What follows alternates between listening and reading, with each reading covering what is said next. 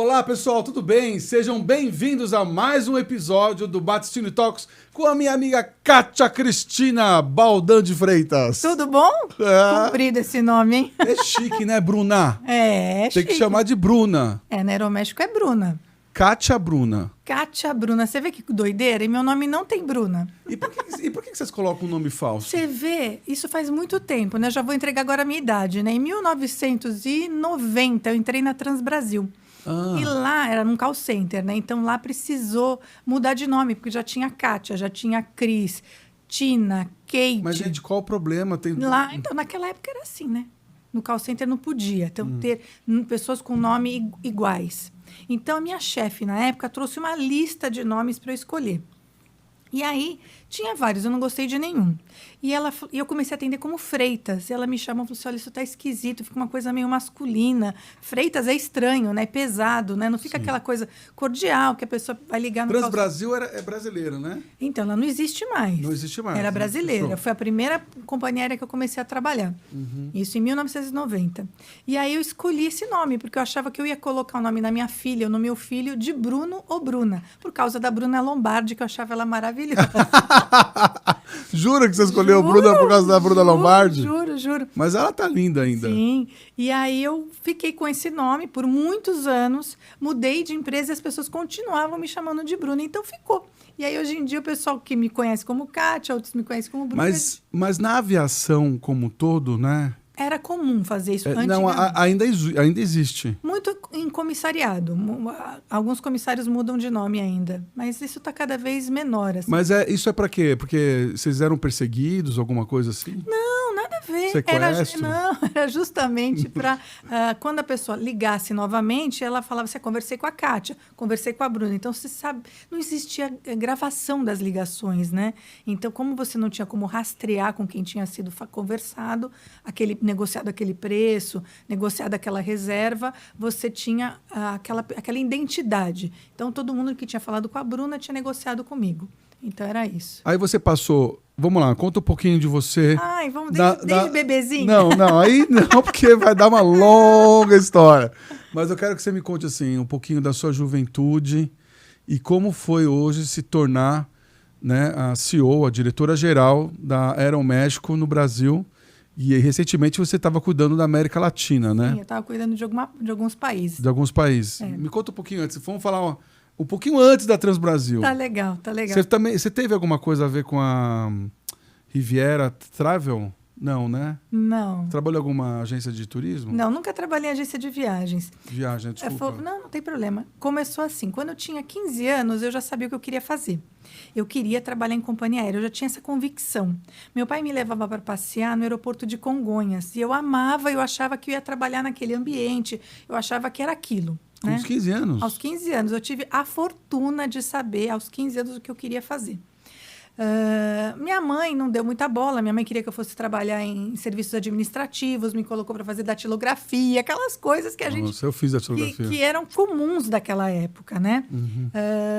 E o trabalhar não era só assim, era uma necessidade também, não era só porque eu queria trabalhar. A minha família era de origem muito humilde, a gente não tinha muitas condições, então trabalhar para mim era importante. Né? Então, eu queria ter meu dinheirinho, eu queria fazer alguma coisa nesse sentido. E eu brinco, né? Quando eu fiz 15 anos, eu não ganhei festa, eu ganhei uma carteira de trabalho. Minha mãe me levou para eu fazer minha carteira de trabalho e ela ficou frustradíssima que eu demorei para ter um registro na carteira. Olha só. Eu trabalhei em várias coisinhas, em vários bicos. Acho que eu trabalhei mais tempo foi como de atendente numa videolocadora. Não era Blockbuster, mas era algo similar na época. Trabalhei bastante tempo ali, aprendi muito ali. Mas, enfim, fui galgando até chegar à Transbrasil. Nesse meio tempo, muitas pessoas tentaram me convencer a trabalhar em outras coisas, mas eu sabia o que eu queria. E isso era muito latente em mim. Não passava, sabe? Eu tinha uma certeza dentro de mim que ia dar certo. E isso, assim, é muito importante a gente se ouvir, né? Eu me respeitei muito. E até eu não consegui empregos registrados porque eu não queria me comprometer com coisas que não era o que eu estava tão afim de fazer. Então, eu tive outros trabalhos remunerados, tudo. Trabalhei muito assim com feiras, eventos. Trabalhei bastante assim nesse nicho. Não sabia. Que é um setor que emprega bastante assim, meninas. E aí, aos 18 anos, eu tive a oportunidade de ingressar na Transbrasil. Você aplicou lá? Me apliquei lá. Trabalhei lá por 4 anos. Você era o que lá? Então, eu comecei trabalhando nesse call center, que era um atendimento. Call center, você falou. Não tem problema. E depois eu passei para controle, mas não é controle de voo, é o controle assim, de você analisar todas as reservas e fazer as confirmações nas classes corretas, na classe executiva, na classe econômica, confirmação de grupo. A Transbrasil tinha a classe executiva? Tinha em alguns equipamentos. Né? Então, a gente tinha esse trabalho. Depois eu fui para o departamento de grupos, que eu adorava. E depois eu saí e fui trabalhar na Aeroperu. Aeroperu, trabalhei existe lá. ainda? Não, também não. E trabalhei lá por bastante tempo, uns 4 anos e meio também. Lá eu pude desenvolver... Você ia muito para Peru? Fui muito. Foi muito para o Peru? Fui e foi muito Você recomenda bom. Como um lugar para... Nossa, lá é maravilhoso, Ricardo. Nossa, eu sou apaixonada por lá. É mesmo? Eu depois de lá voltei bastante vezes, assim, depois que eu trabalhei no Aeroperu. Eu acho que é um destino, assim, lindo, é surpreendente. Tem muita gente que vai com uma expectativa, chega lá e vê que é ainda melhor. Da época que eu trabalhei, Lima não era tão bonito. Hoje em dia, Lima está lindo, que você para no aeroporto de Lima para depois fazer aqueles passeios mais comuns, que é você ir para Machu Picchu, você ir para Cusco, tem Arequipa, Puna, tem lugares lindos, lindos mesmo. Como chama aquele bicho que gospe na gente? A lhama. A lhama. Você já recebeu um guspe, não? Não recebi uma cusparada, ela foi com a minha cara. Ela gospe quando não vai com a cara? Eu acho que sim. Eu acho que eu já ouvi falar de umas pessoas que, tipo assim, foi tentar brincar e não sei o quê, e a lhama foi meio assim, arredia, né? Até usou como uma defesa. Então eu não tive esse problema. Eu não chego perto por causa disso. Acho que não vai gostar.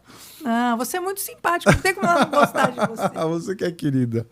E aí, então, você trabalhou na Aeroperu e depois? Lá eu fui, na Aeroperu eu tive a oportunidade de trabalhar no comercial, que era isso que eu queria. Eu não sabia, né? Quando eu tinha 15 anos, eu não sabia o que eu queria fazer, né? E com o passar do tempo, eu fui me descobrindo, né? Então, a Transbrasil foi a minha porta de entrada, foi a minha escola. Eu costumo dizer assim que eu não fui a melhor profissional na Transbrasil. Eu era muito jovenzinho, tinha 18 anos. E eu acho até que eu falhei em algumas questões. Eu não tinha a mesma cabeça que eu tenho hoje. Você falhou em quê? Eu acho assim que eu não fui assim tão... eu fui mais introspectiva. Eu era mais fechada. Eu não sei se eu era tímida, mas eu não soube aproveitar todas as oportunidades. Bom, parece que você está falando de outra Kátia. Pois é. Eu fui aprendendo. Deus vai aprimorando a gente, né? A gente vai melhorando. Quando a gente está aberto para isso, Deus vai trabalhando e a gente vai se aprimorando. E aí, na Aeroperu, sim. Aí eu tive a oportunidade que eu estava querendo. Eu comecei trabalhando, fazendo emissão de passagem aérea, que não tem nada a ver com o que é feito hoje, né? Que hoje é tudo e-ticket, é tudo eletrônico. Na época, a gente fazia os bilhetes à mão, né? Então, se você emitia um grupo, você começava de manhã, terminava à noite, um grupo de 50, 60 bilhetes, Nossa. Tudo à mão. Então, você ficava com calo nas mãos de tanto escrever. Não podia errar. Se você errasse, você perdia aquele bilhete. Então, tinha ainda que reportar aquilo. Era uma coisa, assim, muito manual mesmo, né? Assim, muito trabalhosa. Aí tive a oportunidade, como eu falei, para ir para o comercial e ali eu me encontrei. Ali eu visitava clientes, ali eu fechava acordos. Foi a minha porta de entrada para o que eu realmente gostava. Eu fui feita para vender, eu fui feita para... fechar negócio. Fechar negócio, estar com pessoas. E eu tinha uma facilidade que alguns não tinham. Que eu acho que até eu quero o meu... Pensando em vindo para cá, eu imaginei que você fosse me perguntar essas coisas e eu fiquei pensando... Eu acho que eu me poli, né, nesse trabalho, que é realmente assim, ouvir o que a pessoa quer, entender o que o cliente quer, né, bater um papo. Eu tinha esse diferencial, né? Eu acabava fazendo até mais do que minha função, da sua função. porque eu queria explicar para a pessoa como era operacional, explicar para a pessoa, tirar dúvidas que aqueles atendentes tinham na agência de viagem. Então, eu sempre fui assim de fazer capacitação, eu ia lá, dava treinamento, né? Show. E isso hoje em dia é muito comum, mas na época que eu comecei não era tão comum. Queria te perguntar, nessa coisa de você lidar com o consumidor, né? Aliás, nós estamos, né? O que você mais aprendeu, assim, lidando com essas pessoas, assim? Porque você encontrou de tudo, né? Você sabe com quem você está falando? Não, lógico. Né? Como que foi isso? E uma vez eu recebi uma chamada, foi bem assim, eu já era gerente na Aeroméxico, e uma pessoa ligou para mim e me pediu para mandar uns documentos para o México, num envelope. E eu falei, olha, a gente não pode fazer esse tipo de transporte, é proibido. E ele falou assim, mas não é possível, com quem que eu tenho que falar e não sei o quê. Ele queria mandar só documentos? Só documentos. Ele era um conhecido meu, ele era um conhecido e ele estava me pedindo um favor, de eu mandar esses documentos para arrumar um jeitinho. Ele fez assim, você... como autoridade dentro da Aeroméxico, não pode fazer isso. Eu peguei e falei assim, olha, eu como autoridade na Aeroméxico, eu tenho que dar o exemplo. Eu não posso fazer isso. Nossa, você acabou com o menino. Porque ele estava insistindo. Então, eu acho assim, que quando a gente tem que saber com o que a gente está falando de fato, mas quando você vê que é investida, a gente tem que aprender a se posicionar. Eu aprendi a me posicionar. Não, você soube separar ali a amizade do profissional, né? Sim, sim. A gente encontra de tudo. E eu acho assim, que você... sabendo impor os limites de uma forma agradável, esse foi um caso extremo. Eu pontuei foi o único caso extremo que eu tive. Porque todos os outros que eu tive... Então não foi tão terrível eu assim. consegui lidar conversando, batendo um papo, fazendo a pessoa entender, dando uma voltinha, né? Que o comercial dá uma volta, né? O comercial vai fazendo a pessoa entender ou vender aquilo que a gente quer, expondo aquilo sem fazer nada impositivo, né? Mas da Aeroperu, você já entrou na Aeroméxico? Eu tive uma passagem rapidinha pela Mexicana de Aviação. E, né, existe? Existe. É uma empresa mexicana que hoje não existe mais. olha que a Aeroméxico se cuide. Não, tô brincando. Não, de forma nenhuma. Foi uma empresa que eu trabalhei por algum tempo.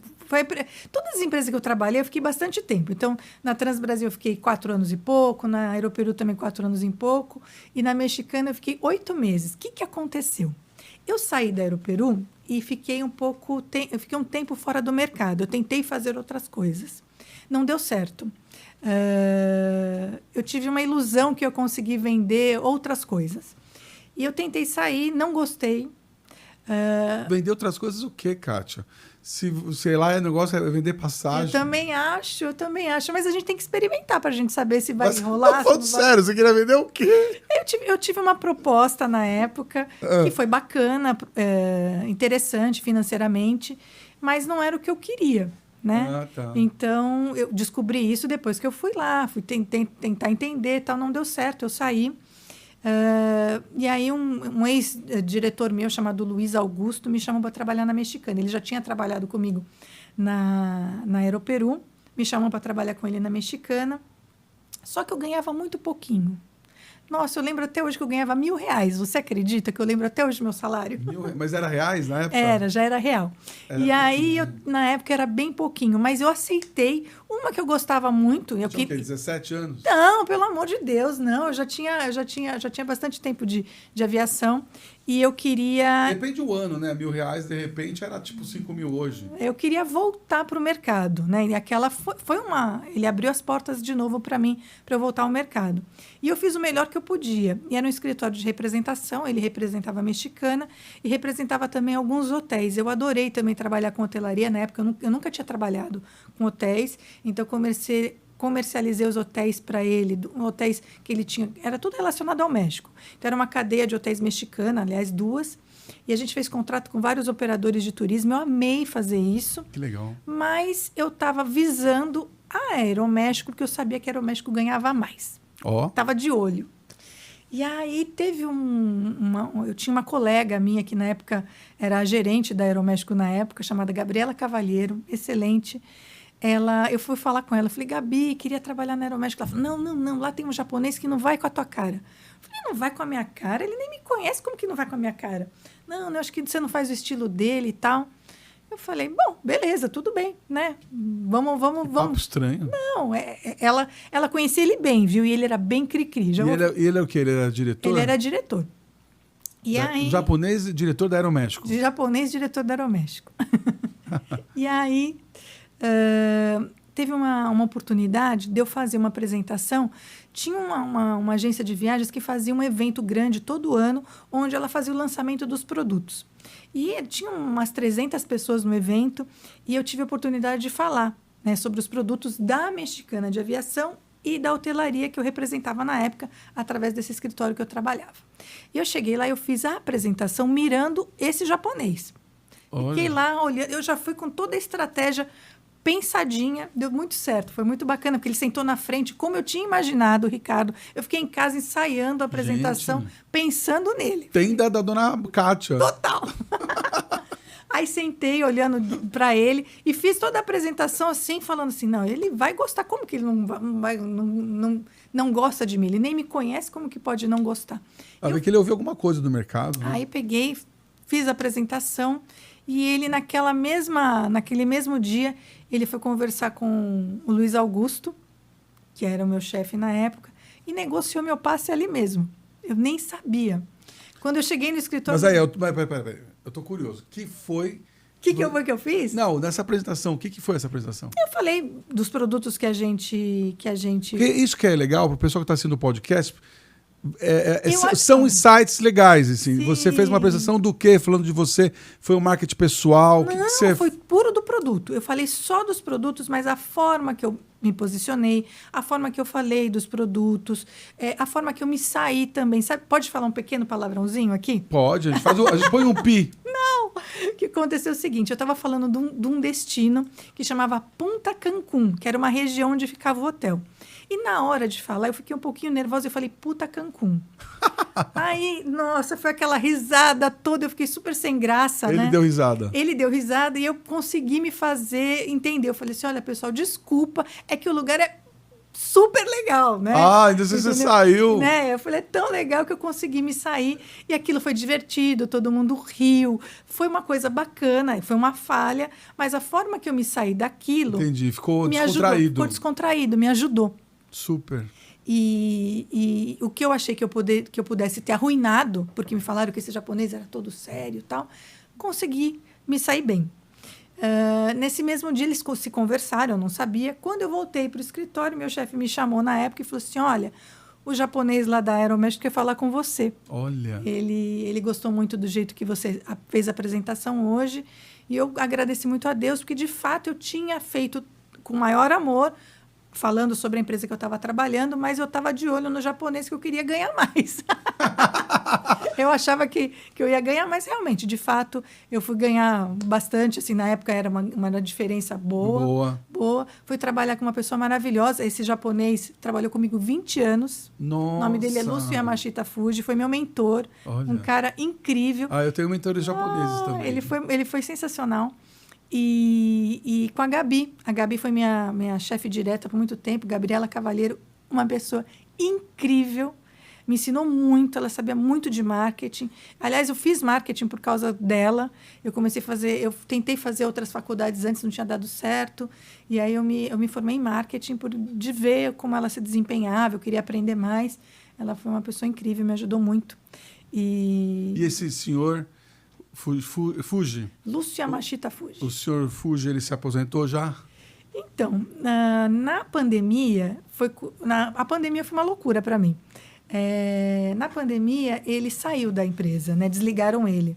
E depois de 20 anos que a gente estava trabalhando junto, para mim foi um baque, porque ele foi meu chefe direto por todo esse tempo. A gente trabalhou bastante tempo. Aprendi demais com ele. Que legal. Então ele saiu. Ele saiu. Ele está super bem, viu? Ele é um cara muito inteligente. Agora, como é uma mulher liderar Aeroméxico dentro de uma empresa extremamente machista, ainda mais com mexicanos? Não é preconceito, mas é o cabrão. Aí eu queria saber... Olha, quando eu entrei lá no ano 2000. Eu entrei na Aeroméxico no ano 2000. Era muito diferente. Caramba, já fazem 24 anos. Sim. Era uma empresa bem diferente. Era uma empresa estatal. Hoje não é mais. Já faz tempo que não é mais. Era uma empresa assim, nesse sentido que você está falando de machismo, tudo, era mais complicado. Eu acho que tudo evoluiu, né? O mundo evoluiu. Sim. E as empresas tiveram que evolucionar junto, né? O mercado corporativo segue muito o que o mercado pede, o que as pessoas pedem, né? A cabeça das pessoas vão mudando. Então, a empresa cresceu muito, sob vários aspectos, esse é um deles, tá? Então, quando eu entrei, era bem diferente. Não tinha muito espaço, a gente não era muito ouvida. A Gabi era gerente antes de mim, ela sofria, mas eu acho que a gente tem que... Eu vim pensando muito nisso também, sabe, Ricardo? Como foi a Semana da Mulher esses dias, faz a gente refletir muito, né? Teve algum momento que eu tive que usar mais a minha energia masculina para me impor. E o que é usar... A energia masculina? Você, mulher, usar uma energia masculina, me conta aí. Acho que todo mundo, homem tem energia feminina também, que às vezes ele usa em alguns momentos. Né? Quando você está, por exemplo...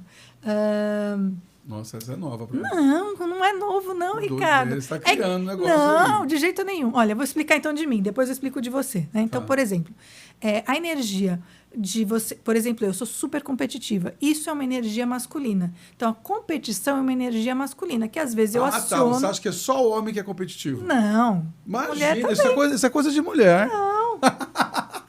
E aí eu uso para bater as metas, eu uso a minha energia masculina em algumas situações. Tá. Né? O que é legal na mulher e no homem é a gente se manter equilibrado. Sim. Né? Então, em alguns momentos, ela ficou mais aflorada, eu precisei ser mais masculina para conseguir ser ouvida em alguns momentos dentro da empresa. Mas a sua postura, o seu tom de fala é assim. É? Forte. Será que eu tenho a voz grave? Não. Não, né? Não, mas eu me considero bem feminina. Eu acho que eu hoje você é muito feminina, mas a sua postura, né? Né? Eu acho que hoje em dia eu soube equilibrar. É aí que tá. Quando você tem consciência sobre isso, você consegue se equilibrar dentro desses dois universos, né? Sim. Então, assim, eu acho que a mulher... tem essa coisa da delicadeza, da beleza, da simplicidade, no sentido assim, não do simples, né? Sim. Mas de você olhar para uma coisa e ver o belo, né? E a mulher tem isso. E isso pode transitar no mundo dos negócios de uma maneira incrível, porque quando você consegue fazer uma bela apresentação, usando a postura correta, você consegue se comunicar de uma maneira feminina e usando as suas energias, né? Você também tem seu lado, não o seu lado, mas a sua energia feminina, em alguns momentos ela é bem... Quando você olha o belo, você, por exemplo, as revistas, os eventos... Essa caneca da Le Creuset. Então, eu achei tão linda. Vamos tomar nosso cafezinho. Vamos tomar. Linda essa caneca. Mantém quente. Sim, ela é maravilhosa. Você vai ganhar uma. Ah, é? Nossa, muito obrigada. Teus parceiros são muito chiques, viu? Não são? São. Não, termina o raciocínio que eu te cortei. Não, você não me cortou de forma alguma. O que eu te falei é exatamente o que eu penso, né? Com o passar do tempo, a gente vai se entendendo, né? Então, no equilíbrio, né? No equilíbrio. Então, assim, lógico, eu não tinha toda essa consciência quando a gente é jovem, quando a gente quer correr atrás, porque eu sempre fui muito competitiva, eu sempre fui ambiciosa, eu queria crescer, eu tinha essa vontade, né? E a gente usa exemplos na vida. E a maioria dos exemplos eram masculinos. Então, às vezes, a forma que eu me postulava, a forma que eu me colocava, não era a forma mais feminina de ser. Né? E aí fica uma guerra dentro da gente, né? Porque eu também sou aquela mulherzinha que adora cozinhar, eu amo cozinhar, meu hobby é cozinhar, né? Que gosta das coisas da casa. Você faz comida mexicana? Eu faço comida mexicana, mas o que eu mais gosto é fazer comida brasileira. Eu amo fazer feijoada, por exemplo. É muito engraçado que as pessoas falam assim, eu falo assim, vamos fazer uma feijoada. A pessoa fala, nossa, não, isso dá muito trabalho, não precisa fazer isso, não. Você vai lá e faz? Eu faço porque para mim não dá Kátia, trabalho. Você nunca me convidou para comer uma feijoada. Eu vou te convidar, sim. Sério, hein? Né? Eu amo eu levo a cachaça. Tá bom. Né? Tá bom. Já pensou fazendo essas panelas lindas? Não é? Né? Vou pedir pro Alexandre uma coleção para você fazer a feijoada. Tá bom, combinado. Eu queria saber de você, qual foi a situação mais difícil que você passou com algum voo? Teve uma vez. Da Aeroméxico, assim, porque eu tenho medo de avião. É uma coisa até... Mas é uma longa história. Mas, assim, eu queria saber, assim, essa coisa do avião cair, eu quero saber... já caiu alguma aeronave do Aeroméxico? Já, recentemente até... Todo avião que cai, ninguém sobrevive, né? Não, da Só, Aeroméxico, só no Netflix. Todos sobreviveram. Todos sobreviveram? Todos Esse avião caiu? Sim, tem algum tempinho já que isso aconteceu, tipo... É meio recente, assim, tem uns 5 anos, mais ou menos. E houve um acidente em Reynosa, um incidente, na verdade. A aeronave estava pousando e realmente teve um problema. E Qual foi o problema? Até hoje não se sabe exatamente. Mas é a caixa preta. Então, investigaram tudo, tal, mas não é muito divulgado esse tipo de coisa. Ah, tá. Né? Então, te incomoda? Posso falar esse assunto com você? pode, não tem problema. Tá. Mas pode, porque graças a Deus foi um incidente que não teve mortes. Mas Né? ela caiu de quanto de altura? Ela já estava descendo e aí teve um impacto grande. Graças a Deus, todo mundo saiu da aeronave. Acho que o piloto teve um probleminha. Tipo o quê? Um prédio de quantos andares que ela caiu? Eu não tenho noção de quantos foi exatamente. Mas acho que bem nos 4 andares. Foi bem quando eu estava descendo. Tá, 4 andares é bastante coisa. E não houve... Depois que todo mundo saiu da aeronave, o avião explodiu. A gente perdeu a aeronave. Não, peraí, como que é?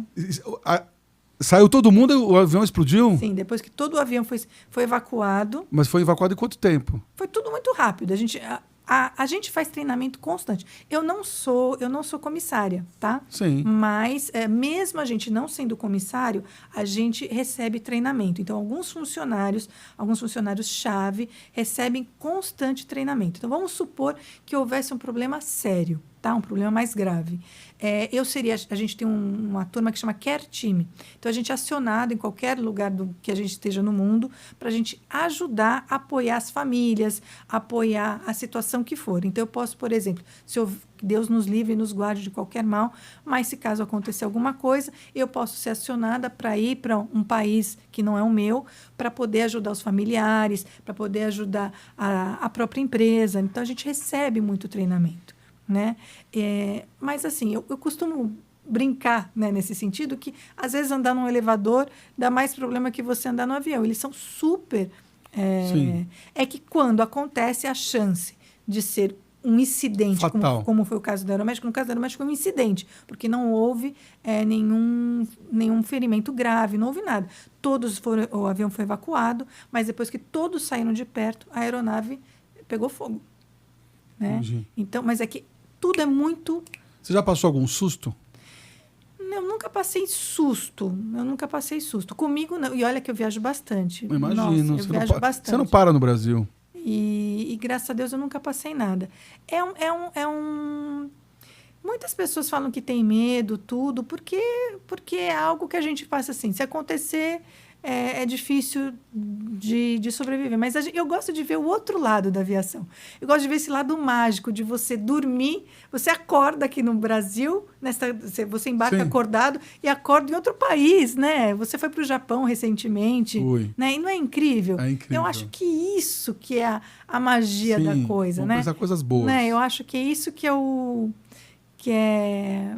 fantástico de você poder... viajar e conhecer lugares lindos. Pode acontecer, foi o que você falou, mas não é... Eu acho que... Mas não é uma coisa usual, né? Não é bem incomum, inclusive. Incomum, né? É incomum. Eu queria que você me desse 10 dicas imperdíveis, assim, que nunca ninguém ouviu sobre o México. Olha, tem destinos maravilhosos, né? 10 é muito, não? Não, eu acho que é pouco, mas vou tentar fazer resumidinho. Número 1. Porque a gente tem um tempo limitado aqui. Né? Então, por exemplo, vamos supor que você vai para a Cidade do México. Né? Tá. Então, chegando na Cidade do México, a 40 minutos do centro, você já tem Teotihuacan, que é a Pirâmide do Sol e a Pirâmide da Lua. É um sítio arqueológico lindo. Tem 2 pirâmides, uma de frente para a outra. Super inteiro, né? Você visita, você sobe. Hoje em dia não dá mais para subir, mas antigamente a gente podia subir até nas pirâmides. É um sítio arqueológico maravilhoso, super inteiro, que você consegue entender muito bem. Não pode mais subir? É para preservar, né? Outra coisa muito bacana. Número 2. O Museu de Arqueologia e Antropologia da Cidade do México, ele é divino, maravilhoso. É divino, eu fui. Então, viu? Nesse museu eu fui. Tem o Museu da Frida Kahlo, que é incrível. Esse eu não conheço, mas esse museu eu conheci, ir. é incrível. Tem um sol... Bom, é você que é para falar, não é eu. Ele é incrível, né? O Museu de Arqueologia e Antropologia é maravilhoso, o Museu da Frida Kahlo, os murais de Diego Rivera são maravilhosos. A Cidade do México tem uma vida noturna incrível, restaurantes maravilhosos. Sim. Eu acho que a Cidade do México é um lugar que cabe no bolso do brasileiro, não é um passeio que você vai ficar assim, ai, nossa, voltei, o cartão de crédito está estourado. Né? Você consegue fazer uma viagem que não é muito cara e curtir bastante. Verdade. Aí você está falando da Cidade do México. Eu só falei um pouquinho da Cidade do México. Agora vamos para Cancún. Cancún está super batido, todo mundo conhece. Tem lugares naquela região que são maravilhosos. Então, assim, descendo no aeroporto de Cancún, você tem a própria Cancún em si, e aí você pode ir para a região de Tulum.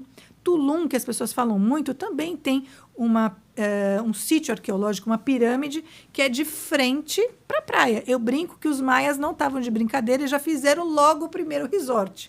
Eu sempre brinco com isso, né? Então, é de frente ao mar, um sítio arqueológico super inteiro também, né? Que você consegue entender bem como que era a dinâmica dos maias naquela época. Aí Eles eram baixinhos, né? Eles eram. Nossa. Os maias e os astecas. Os maias é na região de Cancún e os astecas é mais na região da Cidade do México. Os astecas, eles eram mais altos, eles eram guerreiros, né? Então, até o símbolo da Aeroméxico, que é o cavaleiro de águila, né? Ele é um guerreiro asteca. Né? Eu não sabia. É muito lindo, né? E eu tenho... eu vou falar isso agora. Eu tenho um troféu, né? Uma vez eu ganhei, de reconhecimento da empresa, um troféu do Cavaleiro, que justamente fala sobre você defender a empresa, você vestir a camisa, né? Então, e você veste mesmo. Então, eu tenho um prêmio desse, eu carrego ele com muito orgulho. Parabéns. Muito obrigada. Vamos voltar aos destinos, né? Então, você queria coisas que as pessoas não conhecem. Então, na região de Cancún, Bacalar é um lugar lindo para fazer. Bacalar? Bacalar. Não conheço. Lá nessa região você consegue fazer uma coisa que eu fiz, fazer mergulho com o tubarão-baleia. Né? O tubarão-baleia, ele não é um tubarão em si, né? Ele é um animal muito grande. Não é carnívoro? Não é carnívoro, ele tem uma boca enorme e ele só come peixinhos, né? Coitado. Então, assim, ele não se interessa por nós, mas eu mergulhei com eles, é muito interessante. Olha que legal. É um passeio incrível. Você foi até quantos metros de... Eu não mergulhei com cilindro, porque ele é curioso, ele vem até você. Então, assim, você tá brincando. Só que é um bichão. É um bichão. Putz. Ele é muito grande, eu fiquei com medo. Você ficou? Fiquei, mas eles são curiosos, eles vieram muito, muito próximo da gente. Assim, eu estava aqui, ele estava aqui. Tinha, assim, uns 30 perto de nós. Eu estava até com medo da gente, sem querer, encostar neles, né? E a gente, sei lá, se aproximar muito. Gerar alguma coisa. Mas eles são curiosíssimos, né? Então, são coisas que ninguém sabe. É muito difícil quem conhece nesse nível, né? Bacalar, dá para fazer muita coisa bacana lá. Que mais? Aí vamos sair de Cancún, vamos para Los Cabos, que é um dos destinos que eu gosto muito. Los Cabos. Você conheceu. Conheci Los Cabos. Los Cabos é lindo, é um lugar paradisíaco, onde você tem a beleza do deserto com a praia. Né? E ele tem uma cor rosada por causa das falésias. Então, um destino lindíssimo. Lindíssimo. E você tem a beleza daquele mar do Pacífico. O pôr do sol lá é divino. Lá tem golfinhos, lá tem leões marinhos. Então, a beleza do lugar é muito composta do visual mesmo, de natureza. Então, isso é muito forte no México. Né? A beleza da natureza é predominante. Né? Vamos para Puerto Vallarta, que é um destino que eu amo. Aí os outros destinos vão ficar com ciúmes, mas é o destino que eu mais gosto, é Vallarta. Vallarta? Puerto Vallarta. Ele tem uma cara ainda de pueblito, sabe? Alguma coisa assim de povoado. Então, ele tem a beleza do Pacífico, ele tem aquele mar verde esmeralda, ele tem uma zona hoteleira incrível, ele tem restaurantes maravilhosos, mas ainda você caminha pelo malecón, que é o calçadão, né, deles, e você ainda encontra casebres, onde as pessoas falam assim, hoje eu fiz uma comida X, uma comida típica. Então, você entra na casa da pessoa e você come na casa da pessoa. Você almoça, janta na casa da pessoa. Nossa, que diferente. Diferentíssimo, é muito gostoso. E a comida lá é maravilhosa. Que legal. Eu conheci também um destino que não é muito conhecido, que chama Michoacán. Esse fica mais no centro, não tem praia. Michoacán tem aquele fenômeno das mariposas monarcas. Sabe aquelas borboletas que saem do Canadá e vão para o México? Não sei. É um fenômeno muito lindo que as borboletas... Que mês que é isso? E agora? Você me pegou, Ricardo. Não vou conseguir lembrar um mês. Não, tudo bem. Que época? Porque ela primavera, verão? É na época da primavera que a borboleta sai do casulo e tem aquela revoada das borboletas. É a coisa mais linda. Então, tipo dinossauro, assim, aquela coisa grande? Não, não? São borboletas pequenas, são todas laranjas, assim, a borboleta monarca. Não sei se eu ia curtir esse negócio desse. Não, por quê? Não sei. Fenômenos da natureza, a coisa mais linda. Tá. Depois eu te mando um vídeo para você ver o que é o fenômeno da borboleta monarca. É lindo demais. Tem gente que faz expedição para ver. É muito bonito. Qual o próximo? Oaxaca é um destino maravilhoso. Aí para quem gosta assim, tipo Ouro Preto, vamos pensar assim? Ouro Preto. É mais ou menos nesse estilo, com muitas igrejas, com muita beleza assim de casas lindas, casas antigas, portões maravilhosos. Você tira fotos lindas nessa região. Outro local que é mais ou menos perto a Oaxaca é San Miguel de Allende. É um destino virtuoso, inclusive, né? Existe um selo de destinos, então é um... 16. Sim, é muito lindo lá. Também, beleza natural. O destino é muito bonito, muito charmoso, né? Então, vale muito a pena conhecer. Legal. Que mais? Cuernavaca, Tasco. Já perdi a conta, tá? Tá. Mas vai falando. São destinos lindos que tem muita história, que tem muita beleza natural mesmo. Parabéns. Eu acho que vale a pena. Que legal. Eu fico pensando, né? Eu tenho muito amor pelo México, né? Eu trabalho para eles há 24 anos, né? Eu gosto muito dessa paixão deles, né? Eu acho que eu acabei me contaminando de uma boa maneira, se pode dizer isso, pelo amor que eles têm. Eles são muito patriotas, eles são muito passionais e eles têm muito orgulho da história deles, né? E eu tenho um sonho, que um dia eu ainda quero fazer algum trabalho para o Brasil. Eu gostaria da mesma forma que eu mando muito turista para o México, um dia eu quero trazer turistas para o Brasil. Mexicanos para o Brasil.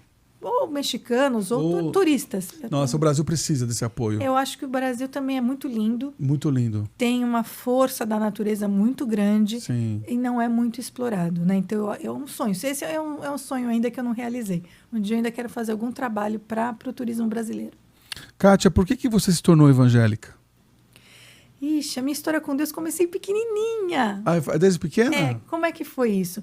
Quando eu tinha eu não tinha 5 anos de idade ainda. Eu vivi uma experiência com Deus. Foi muito maluco isso. Olha, nossa, estou até emocionada. Eu era muito pequenininha, minha avó que me criava, né? Meus pais trabalhavam fora, eu morava numa casa muito grande, que era a casa dos meus avós maternos. Meu avô italiano, minha avó do interior de São Paulo. E eu cresci nessa casa. E um dia minha avó me deixou sozinha para ir à farmácia. Eu fiquei 1 hora sozinha em casa, me deixou sozinha nesse quintal. E eu podia ter feito qualquer bagunça do mundo. E eu, com 4 anos, não tinha 5 anos, eu olhei para o céu e comecei a perguntar para Deus se eu tinha mesmo um anjo da guarda, que eu acreditava que eu tinha. Eu queria ver o meu anjo da guarda. E eu pedi para Deus que eu queria ver meu anjo da guarda. E aí eu peguei e falei assim, não, Deus, vamos fazer diferente? Coloca uma escada que eu quero ir no céu falar com você. Eu quero falar com você de pertinho. E eu comecei a imaginar uma escada até o céu. Aí eu falei assim, ai Deus, subir tudo isso aí vai ser muito longo, né? Coloca uma escada rolante. E eu falava isso para Deus, assim, que eu tinha visto uma escada rolante no shopping Ibirapuera, que é aqui perto, né? E eu não conhecia a escada rolante, eu fiquei com aquela história da escada rolante na cabeça. Então, assim, minha história com Deus começou ali. Assim, muito pequena, eu já queria ter uma experiência com Deus. Olha só. Eu sempre senti Deus muito próximo de mim. Então, minha família era católica, não é católica, né? Não, porque eu vejo que você é muito, como fala assim, Eu tive várias fases na minha vida. ligada. Hoje eu posso te dizer que eu estou estudando mais a palavra, né? Porque antes eu era muito assim das experiências. Então eu vivia uma experiência, eu queria contar. Ah, é porque Deus fez isso, é porque Deus falou. Eu queria contar para as pessoas. Hoje em dia eu estou estudando mais, porque eu acho que as pessoas estão carentes, né? De ouvir algo concreto que está ali na palavra, na Bíblia, bonitinho, né? Então eu estou tentando aprender direitinho para poder explicar direitinho. Mas eu acho que o melhor de tudo é você contar o que você vive, né? Porque Deus está nas pequenas coisas. A gente tem que aprender a ouvir a Deus. Ele fala com a gente o tempo todo. Legal. Uma palavra para Kátia. Kátia. Uma palavra para a Kátia. Eu acho que eu sou muito determinada. Uma palavra para a Bruna. Ai, a Bruna. A Bruna é muito trabalhadora. Você é uma mulher que acredita na intuição. Acredito. Me fala um pouco disso. Menina, é uma loucura. Toda vez que eu não dou bola pra minha intuição, eu me estrepo, viu? Sério? Sério. Assim, a minha intuição assim, é tão forte, mas é tão forte que, assim, por exemplo, uma vez eu fui sair de casa para trabalhar, era muito cedo. Não era 6 da manhã. E eu fui sair de casa, eu fui abrir a porta dos fundos, era um apartamento que eu vivia aqui na Zona Norte, e eu senti do outro lado da porta a presença de uma pessoa. Era como se alguém estivesse me esperando para me assaltar. Nossa, fiquei agora... Eu senti como se eu estivesse sentindo o calor da pessoa do outro lado. Eu dei um passo para trás. Mas não tinha aquele negocinho para ver? Eu olhei o olho mágico, tudo escuro, não tinha nada. Eu olhei o olho mágico, não tinha nada, mas eu não fiquei feliz com aquilo. Eu voltei, eu orei, pedi proteção. Eu tinha que sair para trabalhar. Fui trabalhar. Quando eu voltei para casa, encontrei um vizinho, e o vizinho pegou e falou assim, você não está sabendo? Eu falei, não, assaltaram aqui o prédio hoje. Olha. Aí eu falei, nossa, que coisa, que tá tudo bem, todo mundo tá bem. Ele, não, tá todo mundo bem. O apartamento primeiro que o cara entrou foi o meu. Conversei com ele e tal, falei, poxa, a vida... Vizinho do seu apartamento? Não, ele era do primeiro andar, mas quando eu cheguei no meu andar, o cara tinha forçado a porta do meu prédio, da minha porta. Da sua porta. Do meu andar. Então, assim, é uma coisa muito louca. Graças a Deus, nesse dia não aconteceu nada, só levou bens materiais do pessoal que estava lá no edifício. Ele conseguiu entrar? E foi aquela coisa que hoje em dia acontece às vezes, né? Eles enrolam o porteiro como se fosse morador, e acabou entrando. Graças a Deus não foi nada sério, mas eu tenho uma intuição muito forte, muito forte. Kátia, vou te falar algumas palavras e você vai falar o que você sente sobre elas. Tá. Casamento. Casamento é muito bom, mas a gente tem que saber escolher. Tá. Filhos. É a maior delícia do mundo. Eu tenho um filho, Fabrício, de 15 anos, e é um desafio, né? E eu falo assim, que antigamente a gente falava que a gente criava as crianças, né? Mas não é só criar, né?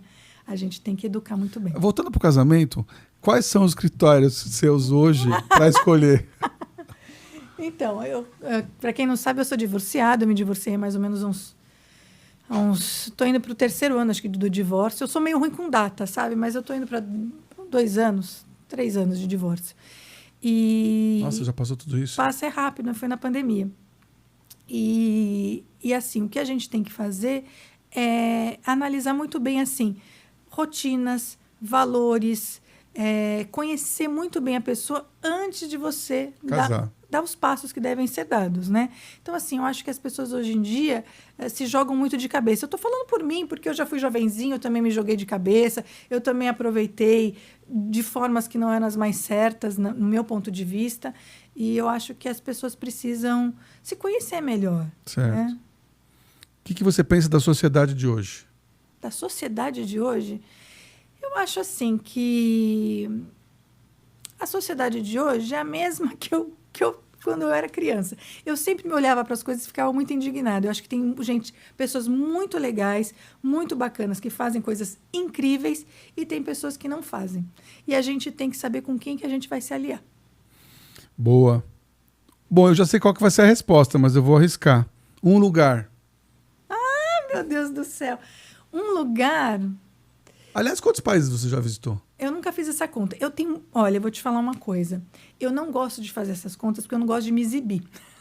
Não, mas aqui você pode falar. Eu Você não já me faço. falou esse número aqui, eu esqueci. Não, eu já conheci alguns países, Alguns quantos, Kátia? não sei. Mas Vai, assim, vou perguntar pra Bruna, então. também não sei, ela não sabe. É muito maluco isso. Eu gosto de vários lugares, mas posso te falar uma coisa? Meu olhar hoje em dia está mais para o Brasil. Engraçado, né? Eu amo o México. Olha, eu falei de lugares incríveis. Não deixe de visitar o México com Aeroméxico. Mas o meu olhar hoje em dia está um pouquinho voltado para o Brasil. É engraçado, né? Olha só. Eu estou com vontade de conhecer Bonito, que eu nunca fui. Uma paixão. Bom, eu acho que a minha paixão é o turismo. Assim, estou falando de coisas profissionais. Minha maior paixão é meu filho. Eu ia falar filho, mas ia ser muito clichê. Mas minha paixão é o turismo. Minha paixão é falar do turismo profissionalmente. Eu amo o que eu faço. Eu ainda amo o que eu faço depois de todos esses anos. Olha só. Eu curto demais. Eu gosto muito de ensinar. Eu tenho me questionado muito, porque eu estou chegando numa idade, eu estou com 52 anos. Vai chegar aquele momento que ou a empresa te aposenta ou você se aposenta, né? E eu fico pensando, o que eu vou fazer, né? E eu quero fazer assim, coisas assim. Mas você já recebeu algum sinal? Não, ainda não. Mas é inevitável. As pessoas começam a falar, nossa, 20 e tantos anos, não sei o quê. É muita confiança. E eu quero fazer coisas assim na área de educação. Eu gosto muito assim de... Eu tenho uma história, assim, vou falar muito rapidinho de como é que a gente está de tempo. Meu pai e minha avó eram analfabetos. Minha avó era analfabeta, meu pai era analfabeto. E foram pessoas, assim, super trabalhadoras, super dedicadas. Poxa. E minha avó aprendeu a ler para poder ler a Bíblia. Então, para você ter uma ideia como essa coisa sempre foi forte na minha vida. Olha só. Então, eu tenho muita vontade de ajudar pessoas a poderem estudar, quem não tem acesso. Então, um dia eu ainda vou fazer isso. Legal. Um desprezo. Um desprezo. Eu não gosto de mentira. Olha, eu ia falar isso, mas eu preferi que você... E você sabe, assim, que eu, algumas vezes, menti na minha vida, né? Às vezes a gente faz aquelas mentirinhas corporativas, aquelas coisas, mas eu tenho me policiado muito para evitar isso, para não ter mentira na minha vida. O que você falaria para a Kátia se encontrasse ela aos 30 anos? Aos 30 anos? Vai, garota, que você é demais. Sensacional.